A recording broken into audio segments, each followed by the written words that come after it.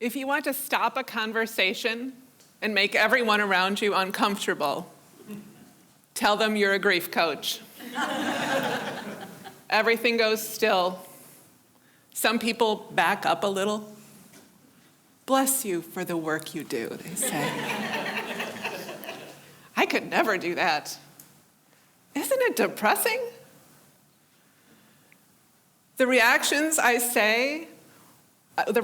get when I say I work with grieving people are often more intense than the reactions I used to get when I worked in hospice as a chaplain. Then my job was to accompany people in the dying process. Now my job is to accompany people in the grieving process. Grieving appears to be scarier to the general public than dying. Let's unpack that a little. Dying is a moment. Death is a factual thing. It's finite, it's tangible. There's no kind of. There was a person in the chair, and then there's not. But grief is anything but finite and factual. Grief is emotional. Grief is wild.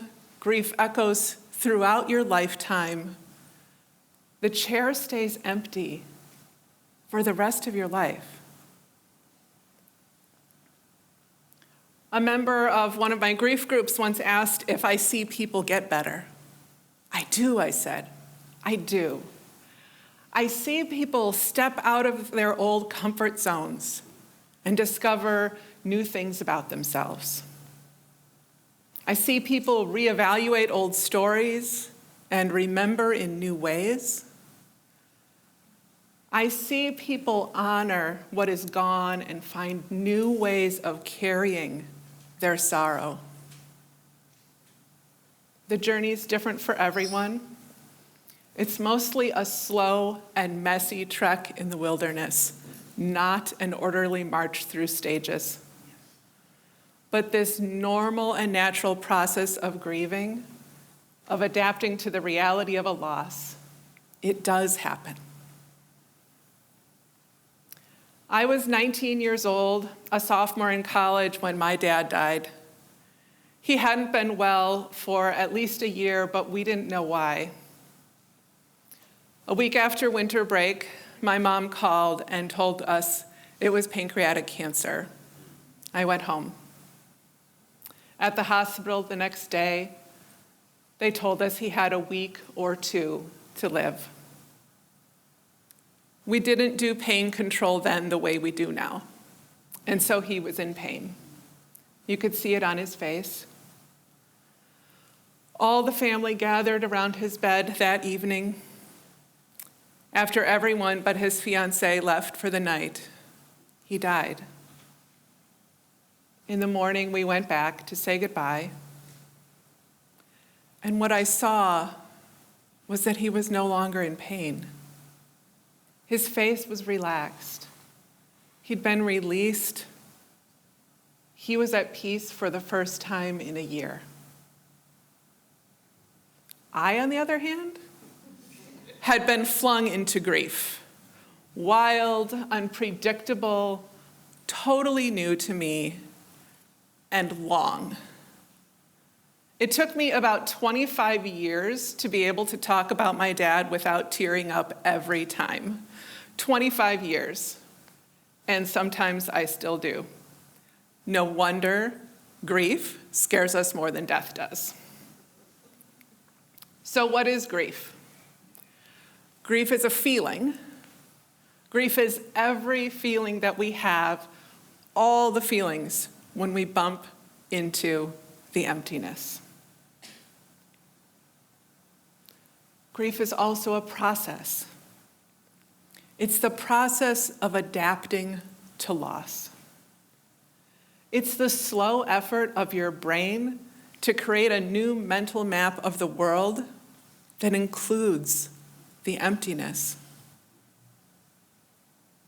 The summer after my dad's death, cleaning out his condo, I'd come across items I didn't know what to do with, and I would think, well, I'll just call Dad, only to confront that void. Our mental maps extend into the future as well, and so during big events, marriages, graduations, or small things like trying to teach my kid to ride a bike, things I'd always imagined my dad would be part of, I'd bump into that absence again.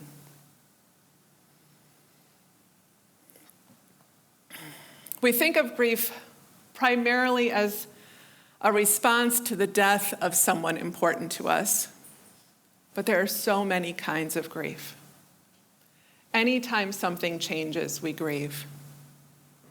Even good changes, like moving to a new house, starting a job, involve grief because something has changed and so something has ended. I've grieved a parent and a marriage and a career and leaving a community for a new job. People grieve financial stability, physical and mental abilities, ruptured relationships, identities, safety, ideals and dreams. None of us are exempt. So, many of us have some fear of grief. Absolutely reasonable. But is it the most useful response? When we experience fear, it triggers our physiological stress response, fight or flight. We all have heard of that. You may also know the freeze response, where we play dead and hope the threat will go away. Here's the thing about grief. You can't outrun it. The person is still gone. The chapter is still closed. Your identity is still irrevocably changed. If we could fight our way out, we would have done that already. And you can't play possum forever. Every time you open your eyes, the reality remains. That doesn't stop us grievers from trying all of these things. My first classic response was to flee back to college. I just wanted to get in my dad's car and drive back to how things were before. The following summer, in fight mode, I unleashed on someone who complimented me on my dad's car. Yeah, I have a Saab, but at least you have a dad. 2 years later, after not shedding a tear for a year, a good long freeze, I went to a movie with my roommate and her friends, movie that included a parent dying from cancer. I began crying uncontrollably, body-wrenching sobs that I couldn't stop.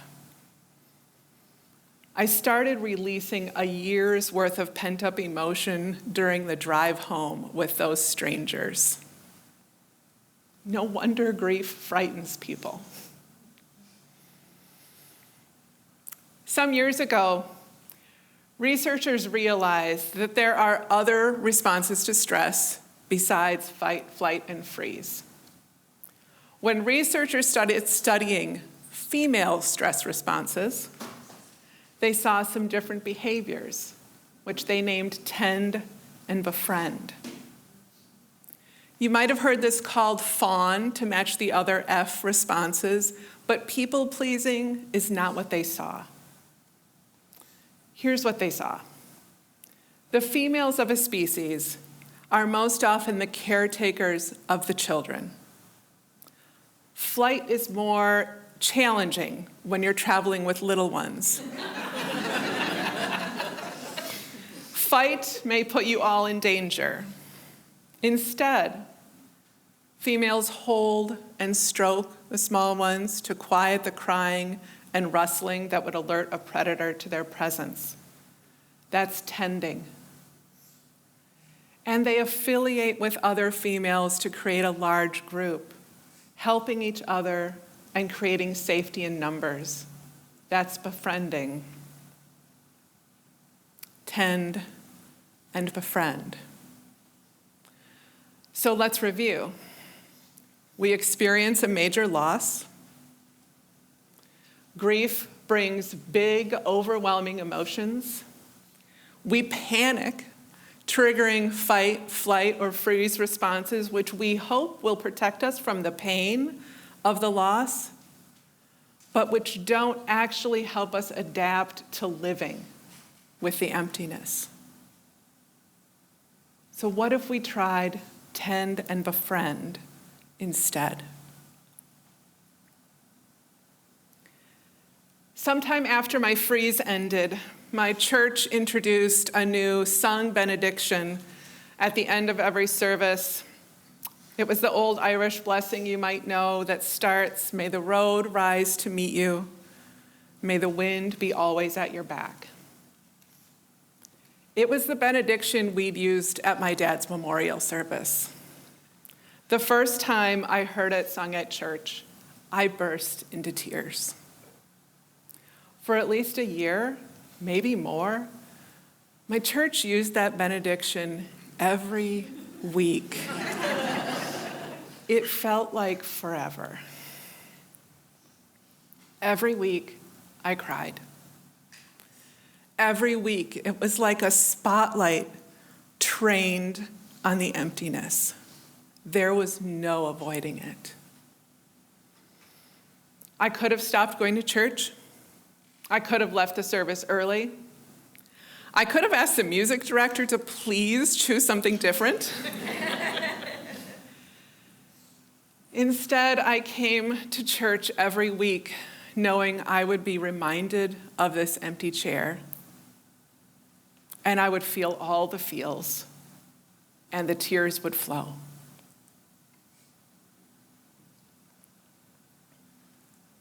Over the months, that emptiness became more familiar and sweeter.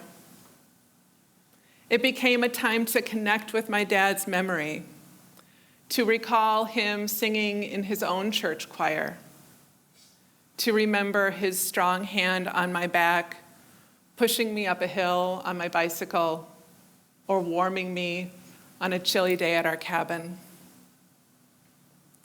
Every week I was learning that I didn't have to protect myself from the feelings of grief.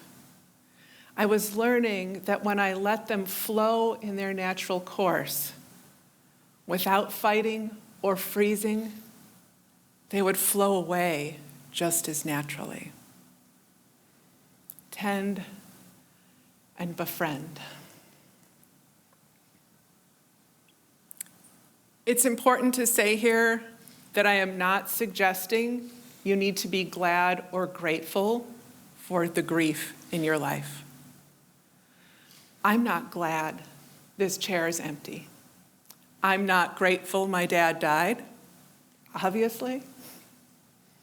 I'm not glad I left congregational ministry or that my marriage ended. I would give a lot for none of these changes to be part of my life, even the ones I chose for myself, even though I love the life I've built around them. But the chair is empty. And now or someday, there will be an empty chair in your life too. Grief will be your companion. How will you live with it? The details will look different for everyone. There is no right or wrong way to grieve.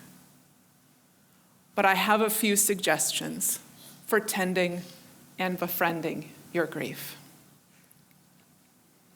Tend and befriend practice number 1, listen to your grief. Take your grief out for coffee. Play it its favorite music. Listen to its stories. Go for a walk together. Let it have all the emotions. Feed it chocolate. You may think I'm talking metaphorically here, but I'm not. Literally, do all these things. Soothe and comfort your grief as if it were your best friend, or a little baby, or a scared puppy. Do you expect a baby or a puppy to just suck it up and be okay? No. You love on it. Love on your grief. Tend and befriend practice number 2, honor your grief's peculiarities.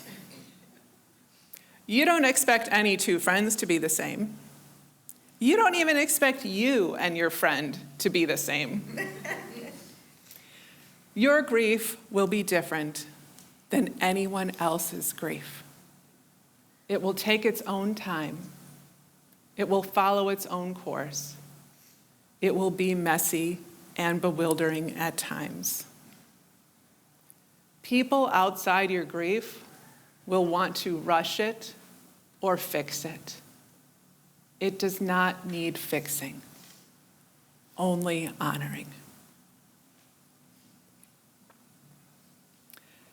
Tend and befriend practice number 3, know your boundaries. You're allowed to have boundaries with your grief. Your friend is probably not allowed to call you at 3 a.m. unless it's an emergency. Same with your grief.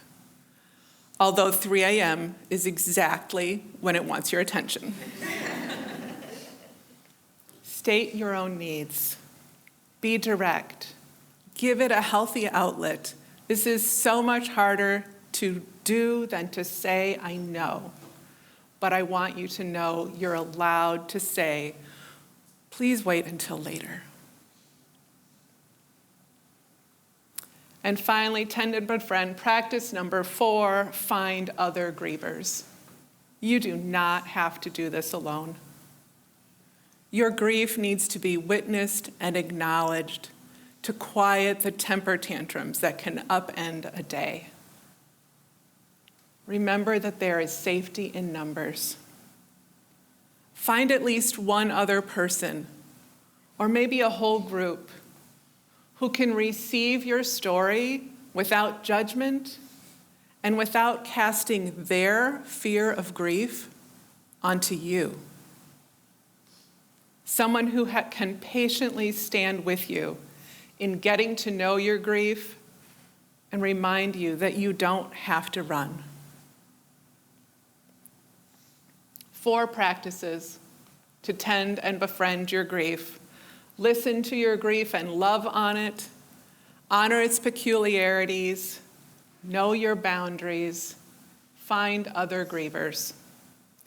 4 empowering practices that make space for you to get to know your grief and to begin integrating the loss into who you are moving forward. Tend and befriend. When the next big grief comes into your life, it will be no less big, and the emotions will be no more easy or pleasant. But you don't have to be afraid of it. What I want you to know, what I now know, is that grief isn't trying to destroy us, it's trying to help us. Like the most genuine of friends, what grief wants for you is to remember and to grow and to live. Thank you.